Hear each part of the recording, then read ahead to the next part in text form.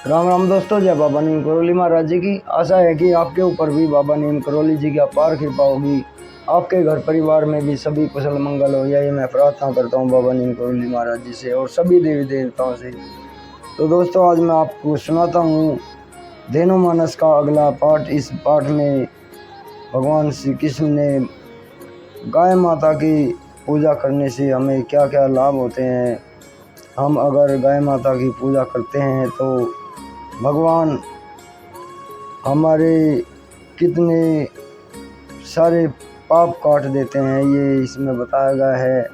और दिव्य ग्रंथ में जो बताया गया है कि जो राधा है, प्रेम की धारा, गाय माता राधा का ही रूप है। तो इसे शुरू करते हैं। नव दुर्गाओं ने कन्या का वेश बनाया, संपूर्ण संपदा से घर भर गया, कुछ भी बाकी नहीं रहा। घर के आंगन में ही मुनि दुर्लभ ज्ञान प्राप्त हो गया। यह सब माता ने धेनु के सम्मान से प्राप्त किया। माता सुरभि ज्ञान की सरोवर है। वे लोग धन्य हैं जो गाय माता की सेवा करते हैं। उनकी गोद में भगवान पुत्र रूप में आ जाते हैं। दिव्य ग्रंथ श्रीमद् भागवत स्वावना है, जिसमें श्री सुखदेव एवं श्री हरि ऐसा नाम सुनाया है कि सदा धेनु बतलाई गई है और प्रेम की धार गाय माता ही राधा है। जब अग्नि में गोदरथ की आहुति डाली जाती है तो सूर्य लोक से आकर्षण होता है। कपिला नाम सूर्य की एक किरण का है। वेद उस महिमा का वर्णन करते हैं। अन्न से सारे प्राणी पैदा होते हैं। बोए गए बीज वर्षा से आते हैं। बिना यज्ञ के वर्षा नहीं होती। यज्ञ से हवि प्रदान करने वाली गौ माता है। हविर दुधा जिसका नाम है, यह भारतवर्ष पर बहुत बड़ा कलंक है। जो उस गौ माता का यहाँ वध हो रहा है। गाय के दूध की खीर को परमायु कहा गया है, जिससे देवता तृप्त होते हैं। जिस गौ माता में कपट, दंभ, छल लेश मात्र भी नहीं है, जो सरल सहज स्वभाव वाली है, उसकी पूजा आरती नित्य करो, जो समस्त दुर्भावना को मिटा देती है। पहाड़, वन, नदियाँ यही ईश्वर का वास है। इनके नष्ट करते ही अपना नाश होता है। बिना जंगल के धरती तप रही है।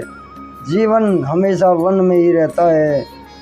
उत्तर दिशा गढ़वाल में गो को धन चैन कहते हैं। कुशल अक्षेम पहले यही वचन बोलते हैं। गौतम ऋषि ने अहिल्या को श्राप दिया, क्योंकि अहिल्या के जीवन में अहम का इंद्र आ गया था, जिसमें मति को जड़ कर दिया। सदा गोमय में श्री लक्ष्मी का निवास है। अणु परमाणुओं का विनाशक है। जैसे बिना जमीन के भवन नहीं होता, वैसे ही जीवन गाय की परछाई है। कहिए गौ माता के बिना 16 संस्कार में कभी कहीं व्यवहार चलता हो, गर्भाधान हो या अंत्येष्टि, ऐसी कौन सी क्रिया है जिसे गौ ने चेतना ना दी हो। उस घर में कभी मत जाए जहाँ गाय का स्थान ना हो। सब घरों में गाय रखिए। गाय बिना घर नरक के समान है।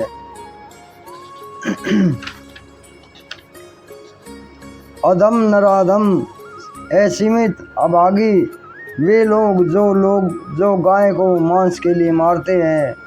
ऐसा कौन सा पंथ अथवा सदग्रंथ है जो गोवध का विधान बताता है। हिंदू, मुस्लिम, सिख, ईसाई, जिसके घर में गाय बंध गई उसी की हो गई। बिना धर्म देखे जो दूध पिलाती है। जहाँ सब एक है, जिसने सारा भेद मिटा दिया है। एक सुंदर श्रेष्ठ अभियान चलाओ, गांव गांव गौ की महिमा सुनाओ। सारी तकरार मिट जाएगी। जगत में प्यार छा जाएगा।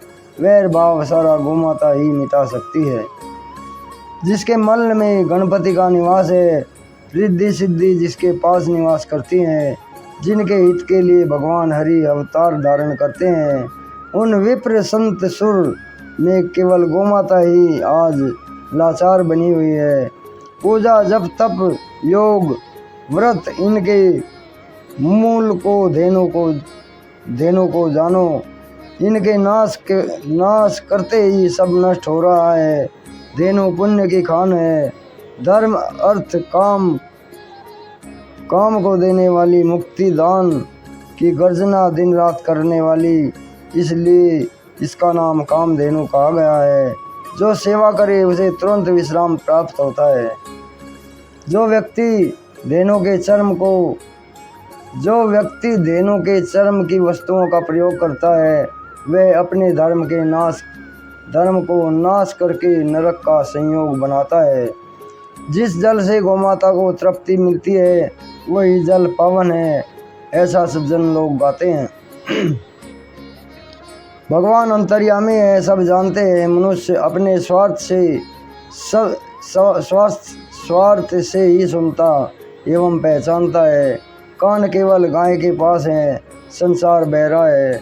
सुनने वाली गौमाता दीनहीन हालत में इधर उधर मारी फिर रही है। हरि सेवक के अंदर जब गो भावना जगाता है, तभी भगवान परनत को सुख देने वाले प्रार्थना सुनते हैं। गो सेवा वाले महाराज कहे जाते हैं। गाय का सत्कार करने वाले का यश संसार में छा जाता है। गोमूत्र एवं गोमय के बिना धरती शुद्ध नहीं होती। अपनी रीति को क्यों भूल गई? दर दर गोमाता रो रही है। हे हनुमान जी, आप किस कारण छुप गए? सुरभि माता का संकट दूर कीजिए, आपकी ज़रूरत है। गोमाता अति रो रही है, तड़पते हुए प्राण खो रही है। पैर बांधकर गले में छुरी चलाई जाती है। गर्म जल उबलता हुआ गाय के शरीर पर डालकर उसका चमड़ा उतारा जा रहा है। हे दयानिधि साधु संतों के रक्षक, अभी भी आपने मौन किस कारण रखा हुआ है? हे हनुमान जी, गाय की रक्षा करो। राधा गाय है, गाय राधा है। हे हनुमान जी, आपने लंका को उजाड़ दिया, गाय की सुध ले ली। अपने प्रभु का काम किया, चुटकी में सब काम सुधार दिए। जिस नगर में गाय दुखी उस नगर को उजाड़ दिया। तुलसीदास जी ने आपके लिए लिखा है कि आप चारों युग के रखवाले हैं। क्या आप अपने स्वभाव को भूल गए? हे गौमाता के प्यारे हनुमान जी, आप हमारी विनती सुन लीजिए। दुखी हो गौमाता, हाय बड़े दुख की बात है, आज पुकार रही है हनुमान जी। हे हनुमान जी, आप शंकर गिरिजापति हैं, विश्व के नाथ हैं। वृष चिन्ह आपकी ध्वजा पर अंकित है। आपने रूप को छुपाकर वानर रूप धारण किया है। प्रीति और रीत के सेतु बनकर आए हैं आप। वह रचना धन्य हो जाती है जो गौ माता के गुण गाती है। चारों पदार्थ एक गो से ही प्राप्त होते हैं।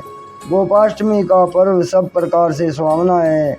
जो इस पर्व को जानता है वह सब प्रकार से पावन हो जाता है। धेनु चरित्र गाने से कार्तिक में कीर्ति मिलती है। मार्ग शीर्ष में सारा भय मिट जाता है एवं स्वर्ग का सुख प्राप्त हो जाता है। पोष में गो कथा कहने वाले से पवित्र मार्ग में व्यक्ति चलता है।